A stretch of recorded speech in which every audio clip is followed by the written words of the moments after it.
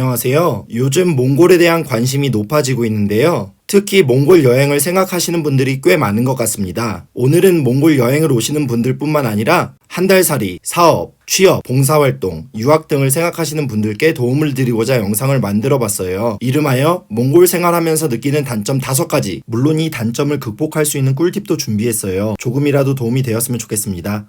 그 첫 번째는 물가예요. 몽골 평균 임금은 한화로 50만 원도 안 하는데 판매되는 제품들의 가격은 한국 수준인 게 많아요. 몽골은 생산시설이 많지 않아 공산품 등을 주로 수입에 의존하고 있어요. 그래서 받는 임금에 비해 물가는 환율, 국제 원자재 가격, 운송비 등의 영향을 받아 무척 비쌉니다. 그래서 몽골에 살 때 한국에서 살던 기준대로 살려고 하면 똑같이 돈은 나가는데 수입이 적을 수 있다는 리스크가 있습니다. 그럼 어떻게 해야 할까요? 저는 2가지를 추천드리는데요. 바로 시장과 버스입니다. 시장은 여느 나라들처럼 다른 대형마트나 체인점보다 저렴해서 생활비를 아끼는데 많은 도움이 돼요. 울란바토르 시내에는 시장이 꽤 많은데 나랑톨 시장을 시작해서 바르스, 분부그르, 하르허릉, 바잉골, 바잉주르흐, 미루꾸리 시장 등이 대표적입니다. 현지에서 자주 듣는 말은 바르스 시장이 싸다는 거네요. 그리고 버스는 2종류가 있는데 전기버스와 일반 버스예요. 전기버스는 300투그릭, 약 하나로 120원이고요. 일반 버스는 500투그릭으로 하나로 약 200원 정도밖에 하지 않아요. 매일 이용하는 교통수단에 돈을 아끼는 것만으로도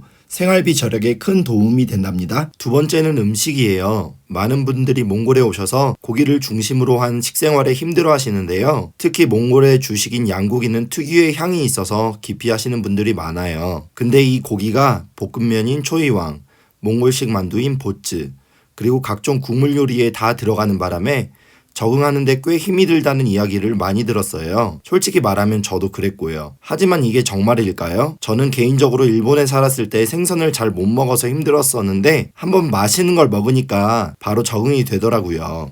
자, 그래서 제가 추천드리는 해결 방법은 몽골의 맛있는 요리부터 먹어보는 것입니다.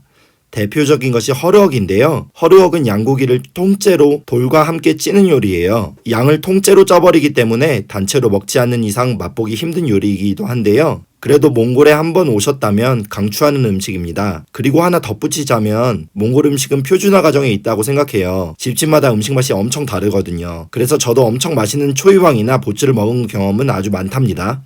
3번째는 춥다는 거예요. 몽골 울란바토르가 전 세계에서 가장 추운 수도라는 사실 아시나요?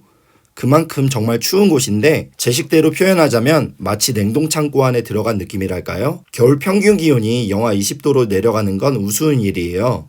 게다가 9월이 되면 눈이 내리고 이듬해 여름인 7월이 되기 전까지는 무척 춥고 쌀쌀해요. 7월에서 9월까지의 천국 같은 여름을 빼면 몽골은 정말 냉동 참치가 되기에 딱 좋은 날씨입니다. 그럼 여기 어떻게 살아? 라고 하실 만한데요. 근데 그게 살만합니다. 일단 아무리 춥다고 해도 몽골은 건조한 국가라서 추위가 생각보다 강렬하진 않아요. 물론 밖에 오래 계신다면 이야기는 달라지겠지만요. 그리고 중요한 실내는 쌀쌀하달까 오히려 더운 경우가 많아요. 난방이 아주 빵빵하지요. 그래서 어떤 집에 가면 더워서 창문을 열어놓고 지내는 경우도 있어요. 그만큼 따뜻한 거죠. 그리고 하나 해결 방안이 있다면 실내 문화를 만끽할 수 있는 방법을 강구하는 거예요. 무엇보다 그러기 위해서는 몽골에 오셔서 친구들을 많이 사귀어야 하겠죠? 참고로 다트, 포켓볼은 심심치 않게 해보실 수 있고 한국식 노래방도 많으니 참고하시기 바래요. 4번째는 교통체증입니다. 몽골은 인구가 300만밖에 하지 않는 데 비해 인구의 절반 이상이 수도 울란바토르에 집중해 있어요. 규모로 따지면 대한민국 대구 규모예요. 그런데 지하철은 없고 버스 전용차로도 제한적으로 있기 때문에 교통체증이 아주 심해요. 여기서 신기한 현상은 학교가 방학을 하면 교통정체가 좀 완화된다는 거예요. 그 이유는 많은 사람들이 아이들을 차량으로 등하교시키기 때문인데요. 이것도 무시할 수 없는 큰 요인이랍니다. 그러면 이런 교통체증이 심한 곳을 어떻게 살아가야 할까요? 해결 방법은 아주 유니버셜합니다. 바로 걸어 다니는 거죠. 실제로 많은 몽골 사람들은 출퇴근 시 걸어 다녀요. 강추위는 어쩔 수 없이 따라오지만 그게 더 빠른 게 사실이니까요. 그러나 걷기는 싫다는 분이 계시다면 저는 출퇴근 시간을 피해서 다니는 것을 추천드립니다. 저 같은 경우도 아침 일찍 일어나 7시에 회사에 가기 때문에 교통체증은 아예 없어요. 마지막은 대기오염입니다. 울란바토르의 겨울철 대기오염은 심각해서 2021년에는 대기질 세계 랭킹에 20위에 오르기도 했어요. 카더라 통신에 의하면 이곳에 오래 사신 분이 한국에 가서 건강검진을 받는데 의사분께서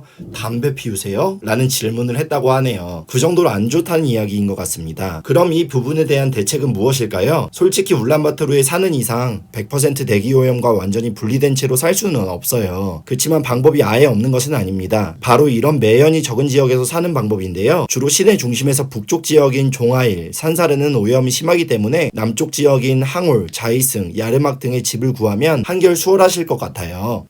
이상 몽골에 살면서 어려운 점 5가지를 소개드렸는데요. 앞으로도 몽골과 관련된 유익한 정보를 공유드릴 테니 좋아요와 구독, 알림 설정 부탁드리겠습니다.